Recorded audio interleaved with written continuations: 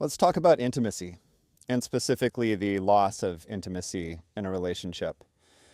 And if you've been in a long-term relationship, you've likely seen intimacy ebb and flow, even in your own world.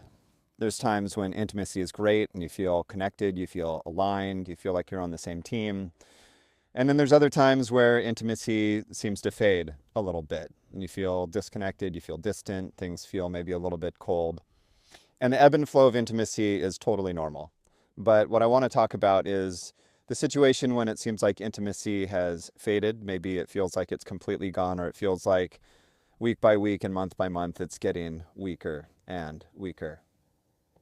And look, there's going to be normal things that happen over the course of life that are going to change intimacy. Age is going to impact it, having kids is going to impact it, work stress is going to impact it. But when intimacy really starts to disappear and it looks like it's not coming back, I like to talk about three of the essential duties that a man has in a relationship, especially if he's in a relationship with a woman. Because when intimacy starts to fade, in my opinion, it's usually because one of these duties is no longer really getting attended to anymore. And my friend Andrew was the first one to introduce me to this, and looked at through this lens, a lot of things start to make sense. And the three essential duties are to protect, to provide, and to preside. So if we look at protecting, it's the man's responsibility to protect his spouse as well as his family. And this includes physically, but also emotionally, right? So he needs to be a shield that really defends, right? And protects, and ideally doesn't become a source of aggression even within that relationship. A lot of men cross that line, and rather than protecting, they actually become the aggressor.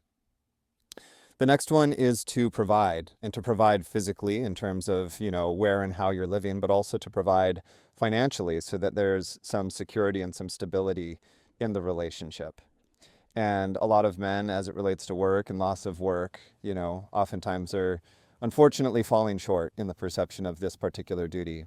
And the last one's a big one too, right? Which is to preside, which also means to take a leadership role, right? It's really that man's place to lead in the family. And this doesn't mean to tell other people what to do, but, to lead, right? And this can be leading into greater depth of emotionality and intimacy. It can be leading in terms of creating a plan and a vision for the future of how the family is growing and where they're going.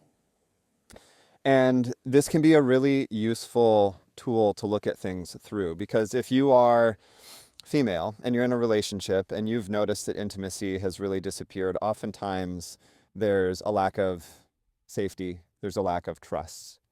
And so, looked at through these three lenses, you might take out a piece of paper and say, well, do I feel protected?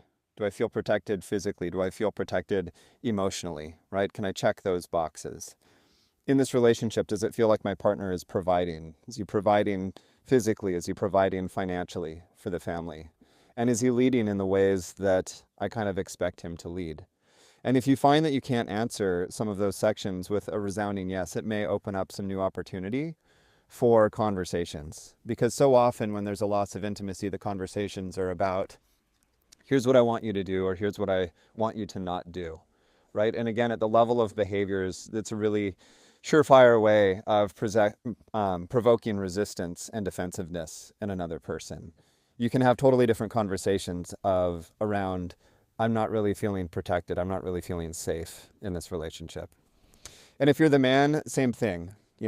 You can pull out a piece of paper and say, look, in my own estimation, am I protecting my family the way I aspire to? Am I providing for my family the way that I aspire to? And am I leading my family in the way that I aspire to? And if I'm not, then getting really real with myself, what are the reasons that I'm not doing that? And these conversations are oftentimes much easier to have in conversation than doing yourself. So if you find yourself in this boat of losing intimacy in your relationship, and you want to talk about this and you want to unpack this and see if there's some new insights, a new way of looking at this that you haven't looked at before, and figure out what new conversations to have. This isn't couples therapy, right? This is coaching work, but we can set a new path forward. So shoot me a message and I'd love to chat.